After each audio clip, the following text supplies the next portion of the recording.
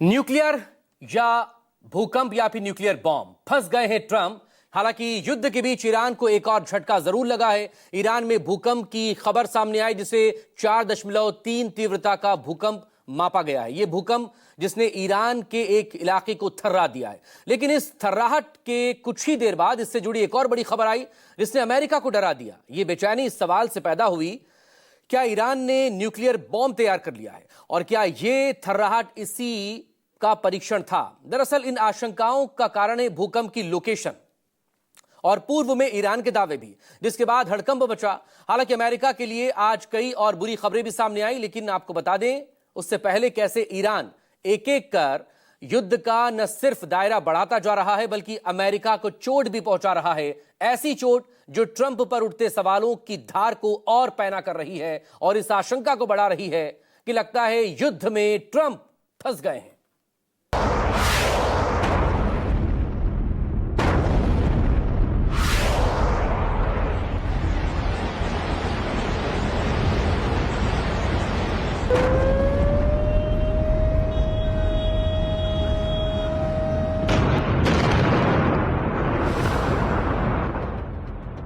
Iran की धरती दहली, भूकंप या परमाणु परीक्षण। अमेरिका इजराइल से जंग के बीच ईरान में 4.3 तीव्रता का भूकंप आया। भूकंप ईरान के गराश प्रांत में आया, जिसने कई तरह की आशंकाओं को जन्म दे दिया, क्योंकि यह इलाका सिस्मिक एक्टिविटी का केंद्र है। लेकिन युद्ध के बीच आए भूकंप की वजह से इसे लेकर कई तरह के अनुमान लगाए जा रहे हैं और इसे न्यूक्लियर टेस्ट से जोड़कर देखा जा रहा है। पहला अनुमान यही कि प्राकृतिक भूकंप आया हो। दूसरा अनुमान ईरान के परमाणु परीक्षण का है। तीसरा यह कि अमेरिका ने गराश में हमला किया हो। हालांकि एक्सपर्ट भूकंप को शक की निगाह से देख रहे हैं, जिनका मानना है कि भूकंप की वजह ईरान का न्यूक्लियर शक्ति का प्रदर्शन हो सकता है। इसकी वजह यह कि ईरान न्यूक्लियर बम के फिनिश लाइन के करीब है और कई बार कह चुका है कि वो 24 घंटे में परमाणु बम बना सकता है। इंटरनेशनल एटॉमिक एनर्जी एजेंसी की फरवरी 2026 की एक सीक्रेट रिपोर्ट के मुताबिक ईरान के पास 440.9 किलोग्राम यूरेनियम है, 60% शुद्धता का एनरिच्ड यूरेनियम। स्टॉक 10% परमाणु बम बनाने के लिए काफी है। यही वजह है कि अमेरिका ऐसी साइट्स को टारगेट करके हमला करता रहा है और पहले भी ऐसा किया गया। मंगलवार को ईरान ने माना कि उसकी न्यूक्लियर एनरिचमेंट साइट नतांज पर फिर हमला हुआ, जिसकी सैटेलाइट तस्वीरें भी सामने आईं। इस सैटेलाइट तस्वीर में नतांज में हुए नुकसान को साफ देखा जा सकता है। इस साइट को 3 बार निशाना बनाया गया। जारी ईरान का पलटवार, खाड़ी देशों में हाहाकार। अमेरिका से जख्म खाकर अब ईरान बदले की कार्रवाई कर रहा है, जिसने बीते 24 घंटे में खाड़ी देशों में इंतकाम लेते हुए जबरदस्त हमले किए, जिससे खाड़ी के देश सहम गए।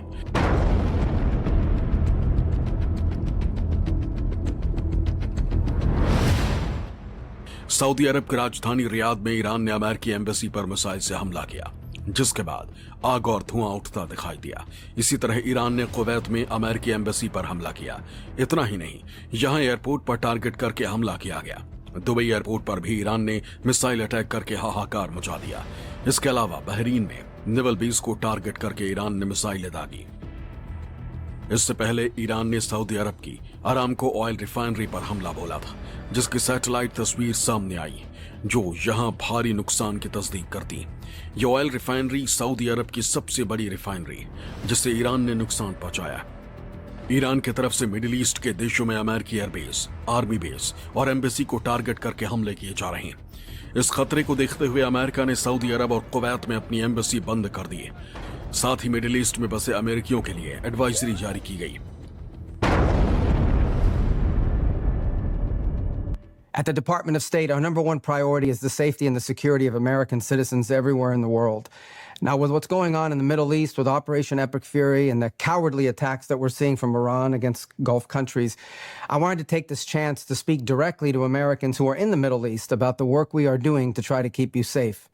So immediately following the beginning of this operation, at my direction, the State Department activated a 24/7 task force, surging personnel and resources necessary to help provide American citizens with up-to-the-minute safety and security information.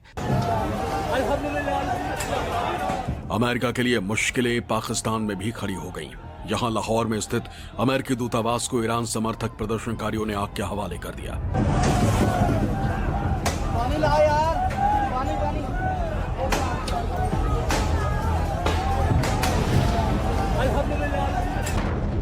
जिस तरह से America के खिलाफ Iran ने action लिया है और विरोध की ज्वाला भड़की, उसने अमेरिका को मुश्किल में डाल दिया है। ईरान के पलटवार से अब तक अमेरिका के 6 सैनिक भी मारे गए, जिसकी आधिकारिक पुष्टि सेंट्रल कमांड की तरफ से की गई। लगातार जिस प्रकार से हमले तेज किए हैं ईरान ने, उसके बाद अमेरिकन सैनिकों का मारा जाना लगभग जारी है। इससे यह तय हो चुका है कि कहीं ना कहीं अमेरिका इंटरसेप्ट नहीं कर पा रहा। तो ऐसे में एक बड़ा चैलेंज है अमेरिका के लिए, डोनाल्ड ट्रंप के लिए, क्योंकि लगातार जिस प्रकार से दावे किए जा रहे थे, लगता था कि एक ही दिन में शायद ऐसा पूरा डिसीजन हो जाएगा, जिस प्रकार से खामनेई की मौत के बाद कुछ बड़ा डिसीजन आ जाएगा, लेकिन ऐसा कुछ नहीं हुआ। और यह मौत होने के बाद जिस प्रकार से IRGC जवाब दे रही है, तो यह अपने आप में एक अमेरिका के लिए, डोनाल्ड ट्रंप के लिए बहुत बड़ा चैलेंज है।